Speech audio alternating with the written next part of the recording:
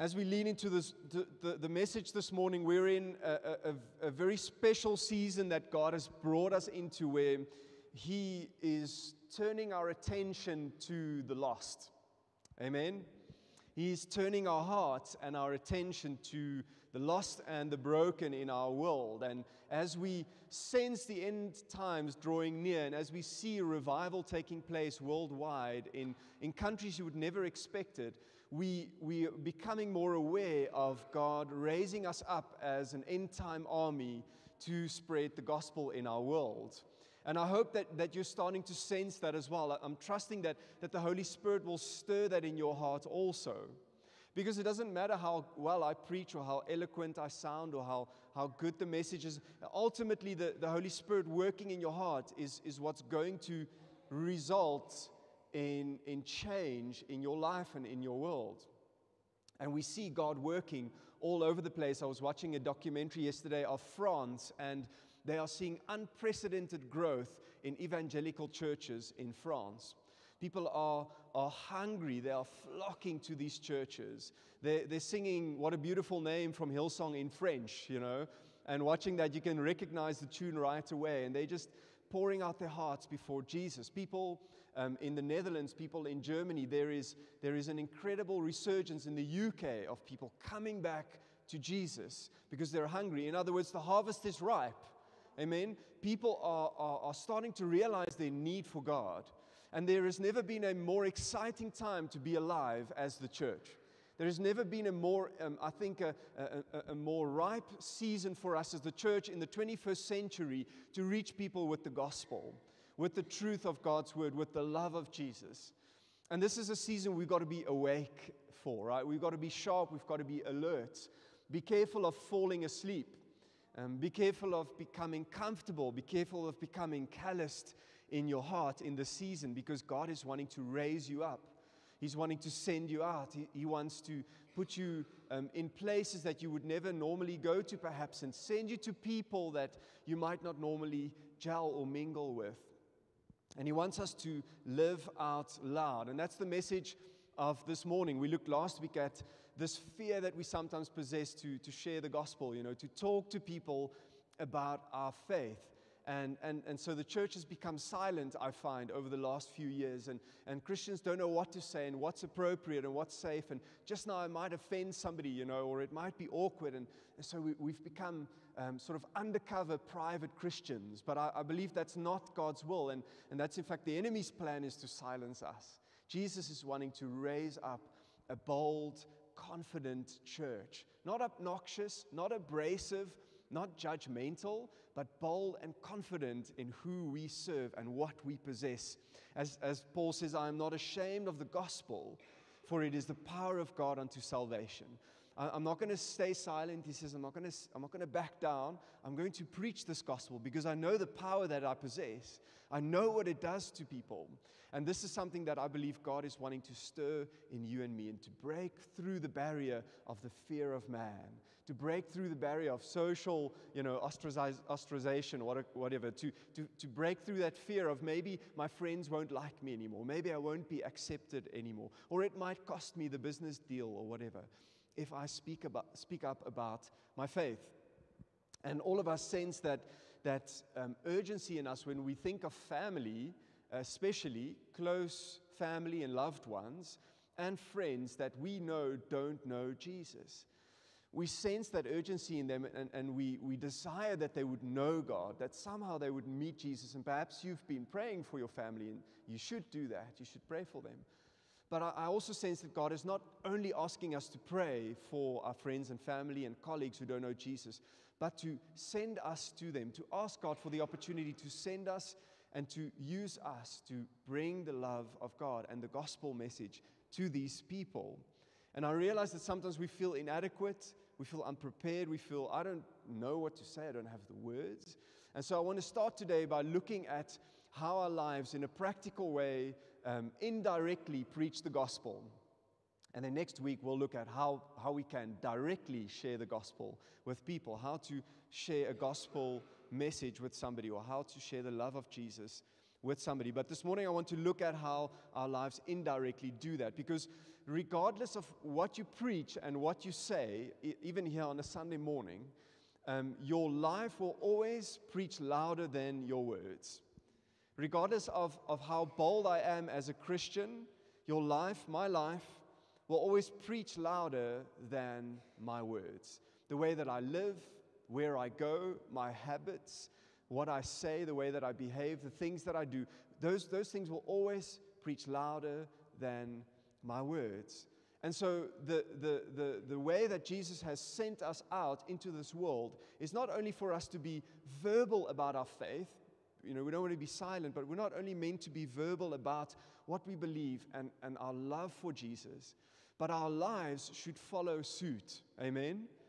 The way that we live and the way that we behave among people should agree with what we say. And this is so important because following Jesus is not something we do just here on a Sunday morning. We think of Christianity as some would say it's I come to church. It's a church practice thing. I come on a Sunday morning, I sit and listen to the sermon for an hour, maybe sing a few songs, give a few rand in the offering, and then I go home. And the rest of the week, what I do is entirely up to me, and it's my business and nobody else's. But following Jesus is not a Sunday morning only kind of life. Following Jesus is a whole life transformation. It's where I say, Lord Jesus, everything, all of me, Monday through Sunday, is yours. Work through me, work in me and work through me. May your gospel light shine out of me. May your love shine out of me. It's not just limited to, when I'm with my small group or at youth, or when I'm at home with my Christian family. It is everywhere I go, at work, on the streets, at school, in the classroom, everywhere. God wants my life to be a witness. And more often than not, I don't realize, and you don't realize, that your life doesn't always preach what you believe and what you say. And that's something that we need to speak about. And it's something that I'm challenged by. And we see Paul speaking practically into this, how he shares how he lives the kind of life among unbelievers that gives him the opportunity to share his faith. And so let's dive into the scriptures in 1 Corinthians 9, verse 17. And the Message Bible just says this so beautifully. Are you still with me? Amen. Even though, he says, I'm free of the demands and expectations of everyone, I have voluntarily become a servant to any and all in order to reach a wide range of people, religious, non-religious, meticulous moralists, loose-living immoralists, the defeated, the demoralized, whoever. And then he says, I didn't take on their way of life. I kept my bearings in Christ, but I entered their world and tried to experience things from their point of view. I've become just about every sort of servant there is in my attempts to lead those I meet into a God-saved life. I did all this because of the message. I didn't want to talk only about it. I wanted to be in on it. Paul says, more than my speaking, more than my gospel proclamation, right? More than just the message.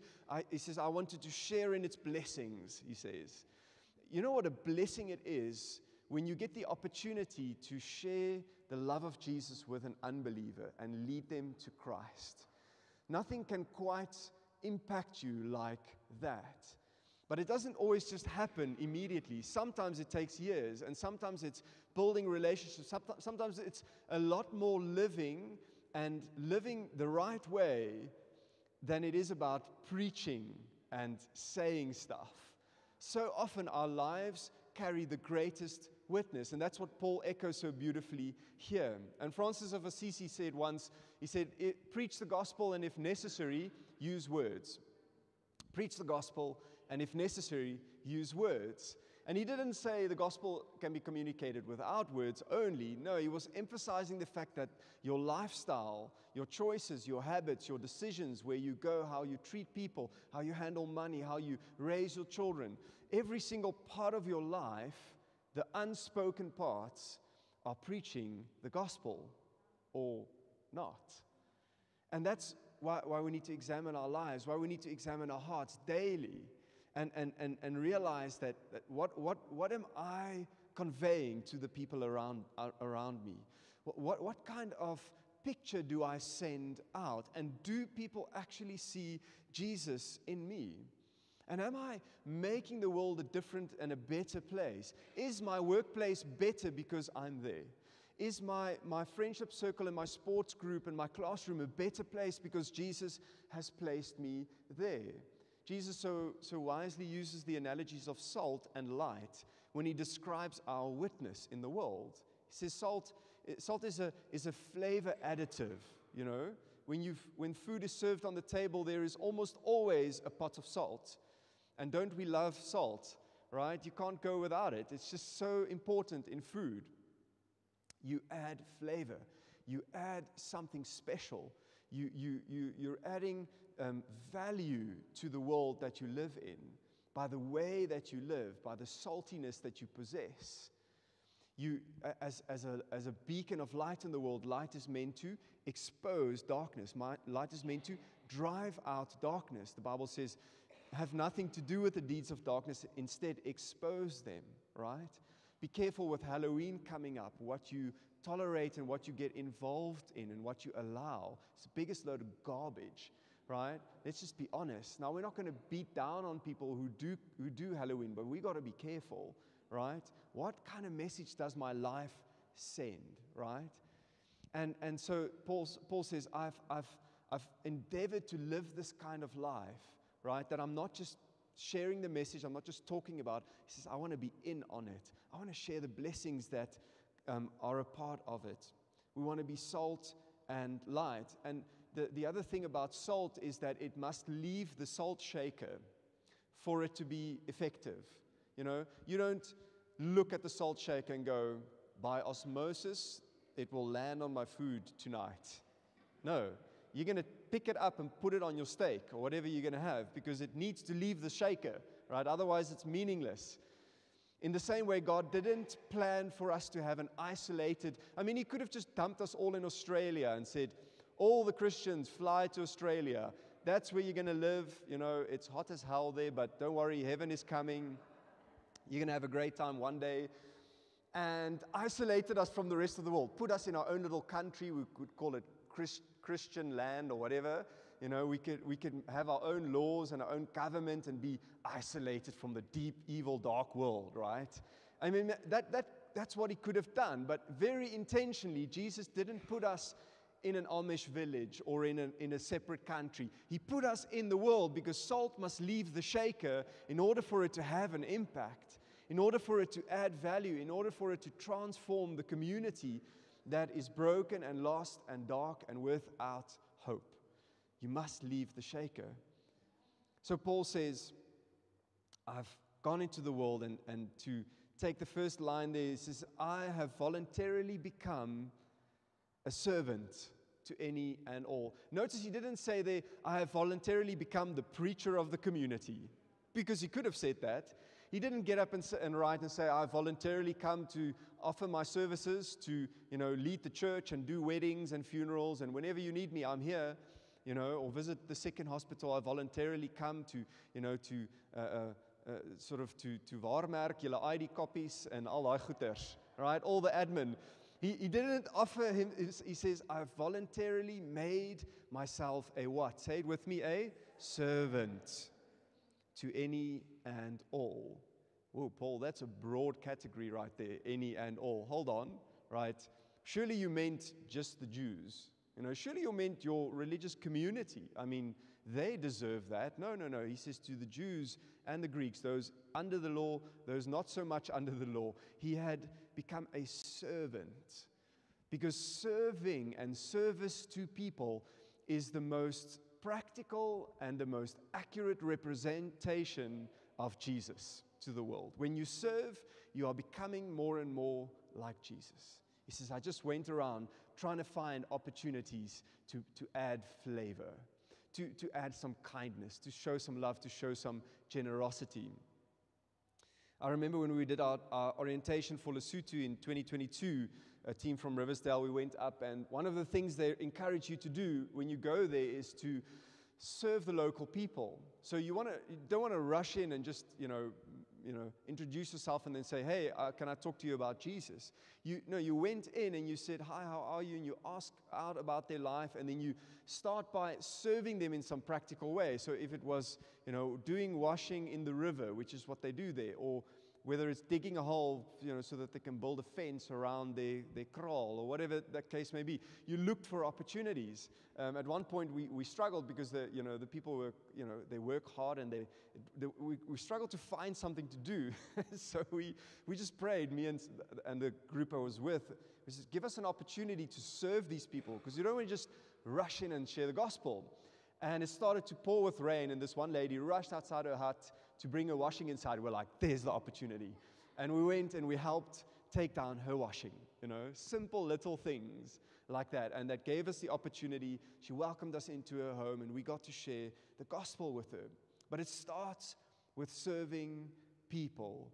If you are not able to serve people, then you're not ready to share the gospel with them. They will not respond to your message about love if you don't demonstrate love first and foremost. The leadership author and coach John Maxwell said, well, he says, I will not share my faith until I've added value to people first. He says, I will not share my faith until I've added value to people first. And he shares how he takes time once a month to go and play golf with somebody that, is completely out of his sphere of influence, or to take somebody for lunch, pays for the lunch. He adds value. He doesn't push the gospel on them. He just finds ways to serve people in the best way he knows how. And it's going to be practical, and it's going to be different for every single one of us. But when we start serving people, like Paul says here, we open a door. You open a door that you otherwise would never have had. You open a door to share something more than just a meal or a kind gesture. When you open that door, you open people's hearts to receive the message that you possess, the love, the grace, the power that you possess. I remember my pastor, Pastor Brent Smith. He's in Benoni now, but we used to be in New Life Church in Mossel Bay together, and I was in an internship with him, and he used to just take us out for lunch, and we would go to King Pie and grab a pie, best pies ever, but he would always buy an extra pie. He would never just buy for us. And then he would just find somebody to give the pie to. And at one point, it was a young man called Peter Jones, and he was working at an auto sort of repair shop there nearby. And he would just stop over and strike up a conversation. And he saw the guy was a bit down and out, and he said, hey, I want to give you this pie. And I remember Peter being so flabbergasted, confused even. Why is this strange person giving me a pie? But he would come back, and every now and then he would buy Peter Jones another pie. Eventually, there was an invitation. Hey, are you in a church? No, I'm not. Why don't you join us? Came to church. Peter Jones gave his life to Jesus. He was baptized. He even started playing in the worship team in the drums. Took over from me when I left Mossel Bay to play the drums, and he's still there to this day. And that all started with one King Pie, ham and cheese pie. How simple is that? Don't underestimate the small gestures. Serve people. Find opportunities to add value to people. You are indirectly preaching the gospel. You are softening the soil, right? You are preparing for an opportunity. Paul says, to carry on in the text, he says, so I became a servant to all, in order to reach a wide range of people. Religious, non-religious, meticulous moralists, loose-living immoralists, the defeated, the demoralized, whoever. Church is the practice ground of this, right? I'm grateful for the diversity we have at Freedom Church. And if I can encourage you, and I said this a couple of weeks back as well, is don't just talk to the same people in the cafe after church. Okay? Can I challenge you? Talk to somebody you don't know yet. Ask them about their life. Ask them to tell you their story.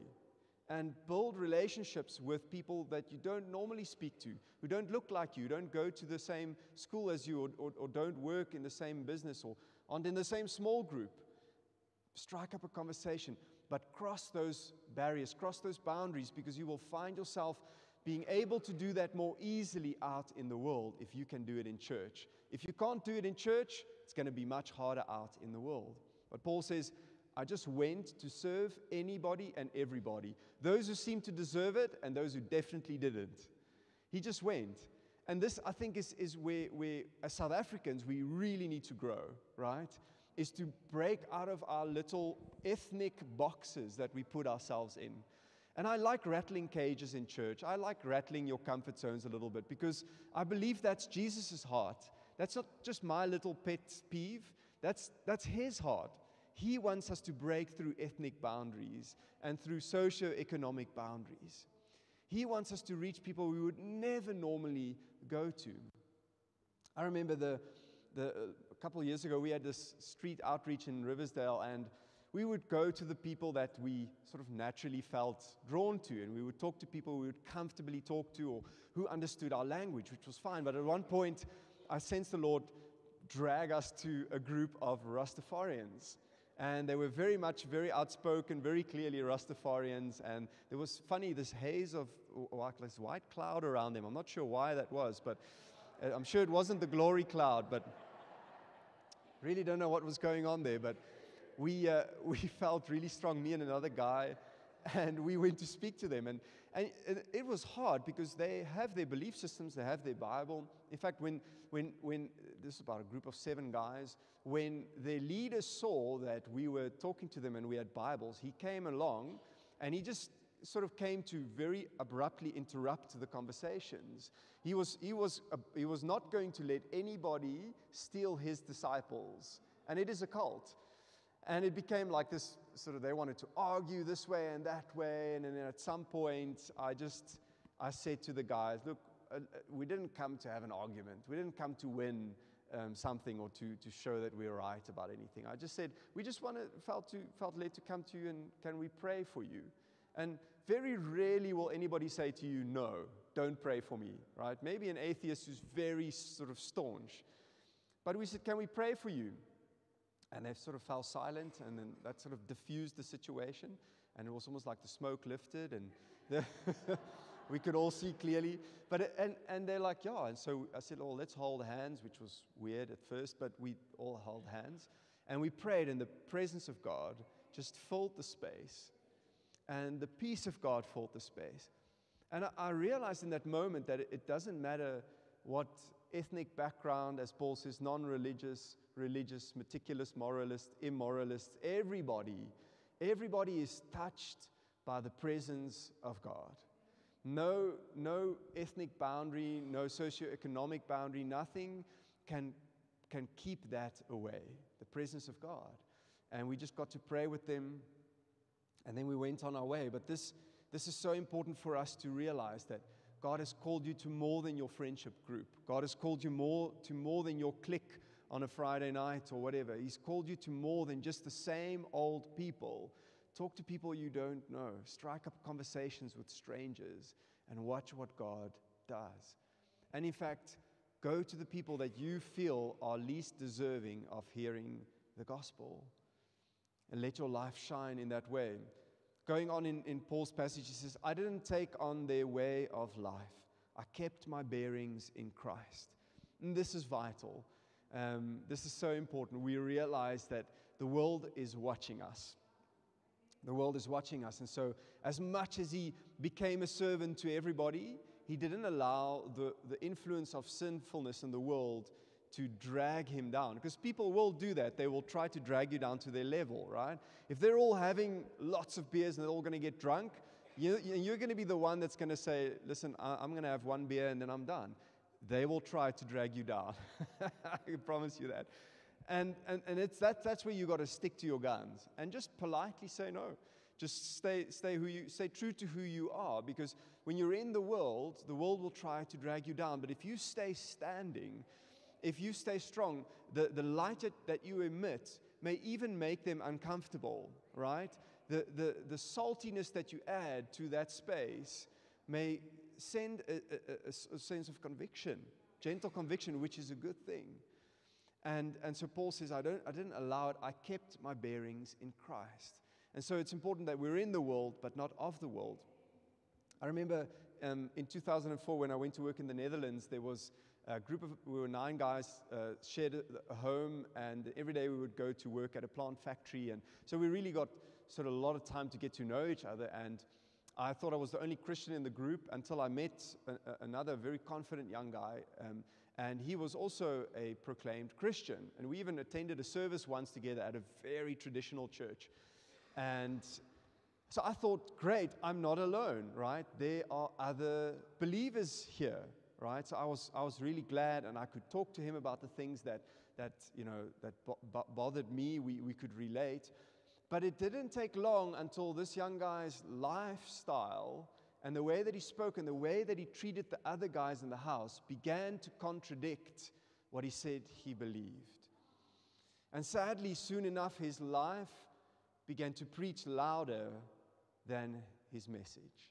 He was living out loud that what he was preaching was not the same thing. And we need to realize that every moment counts out in the world. We're not perfect, but we've got to realize what does my demeanor say, right? Am I joyful, right? If not, God, would you make me joyful? Like, is there a smile? Do I make the room a better place when I'm there, right? Or am I complaining and grumbling and am I just always just moedig? Sorry for the Afrikaans. Is my life adding saltiness? Is it adding value? Is the classroom a better place because you're there?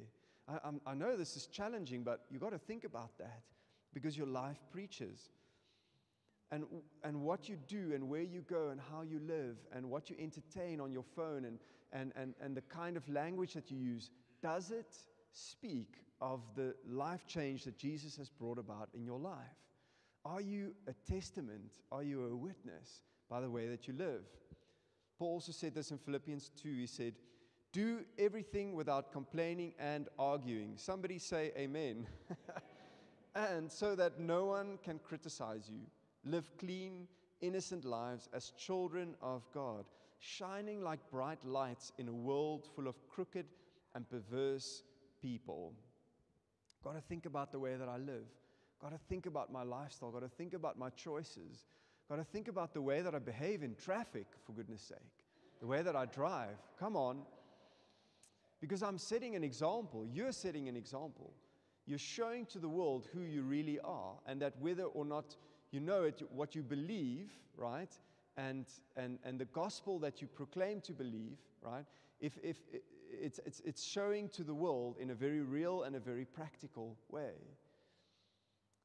Another example, Peter says, dear friends, I warn you as temporary residents and foreigners, right, to keep away from worldly desires that wage war against your very souls. Be careful to live properly among your unbelieving neighbors. Then even if they accuse you of doing wrong, they will see your honorable behavior and they will give honor to God when He judges the world. Yeah, but Simon, my life is private. You know, it's nobody's business what I do behind closed doors. Well, you can say that, but ultimately it will send a message and it will live out loud. Whether or not it's gospel truth or not, it will live out loud. Paul goes on to say, I entered their world and tried to experience things from their point of view. Now, this is a game changer. He didn't say, hey, come to the synagogue with me, come to church, right? He didn't start there. He entered their world. He says, I'm going to come to your house for dinner. Jesus said to Zacchaeus, come down from that tree. I've got a dinner appointment at your house. Jesus entered Zacchaeus' world. Paul says, I entered their world and I tried to experience things from their point of view.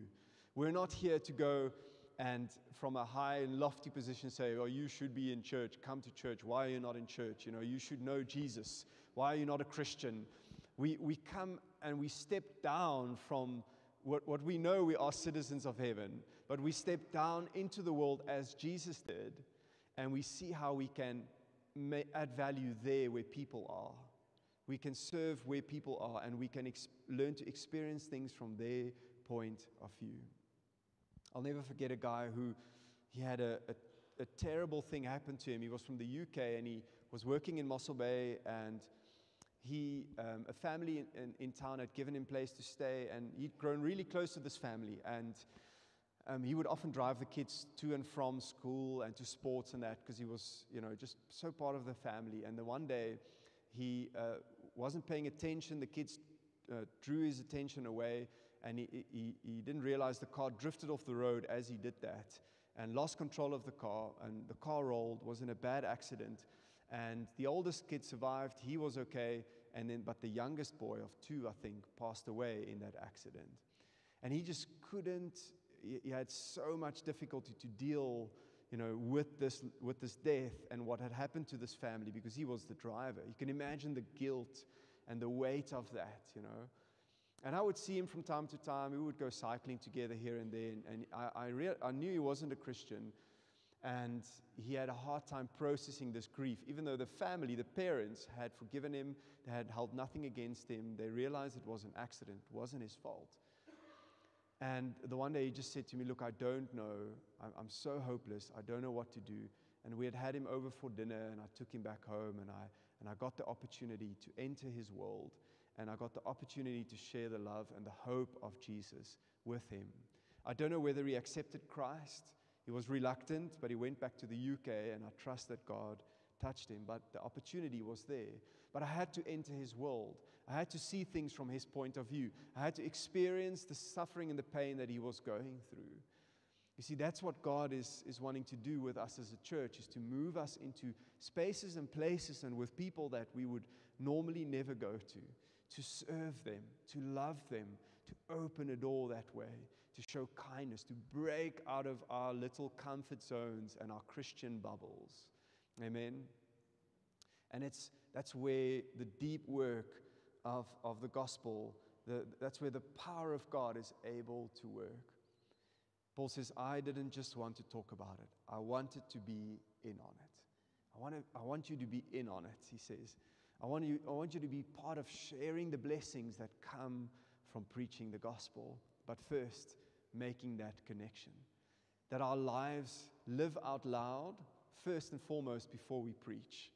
That our lives witness and add value and pour salt on every area that we go to, every part of our lives. That we become servants to people. Amen? That we add value, that we show kindness, that we show generosity in our world. That is what salt and light looks like. So this morning I want to invite you to stand with me.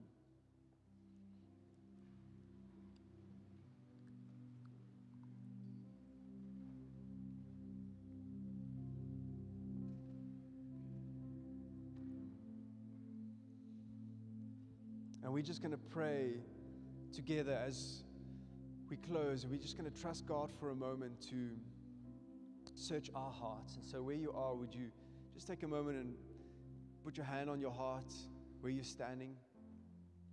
Put your hand on your heart and just say, God, search my heart. And just allow Him to speak to you. God, if we've isolated ourselves, forgive us. And if we've become just too confined in our own little worlds, Lord, and isolated ourselves from people who need you the most, forgive us, Lord. Search our hearts, I pray. If we have grown weary and tired and we've grown complacent in our faith, Lord God, search our hearts. Stir something in us, stir a fire and a fresh passion in us this morning. And may we see needs around us like never before. May we grab hold of opportunities to serve people like never before.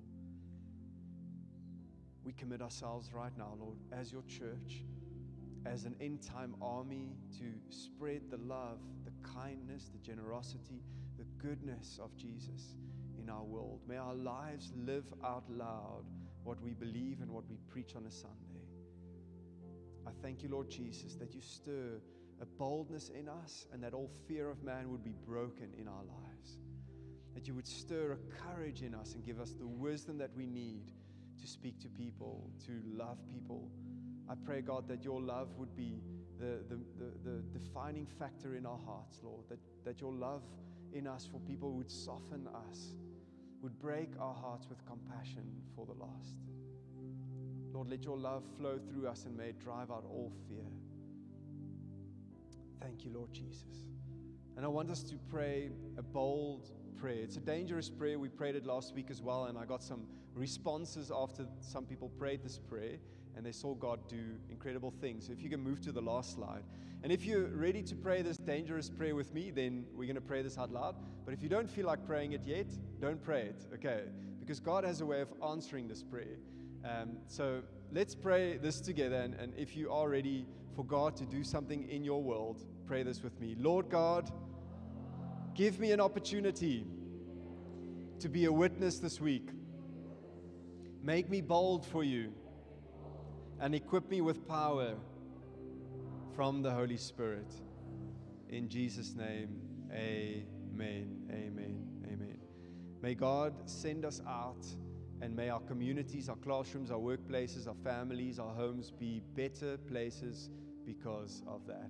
And expect God to answer that prayer and to do a miracle in your life.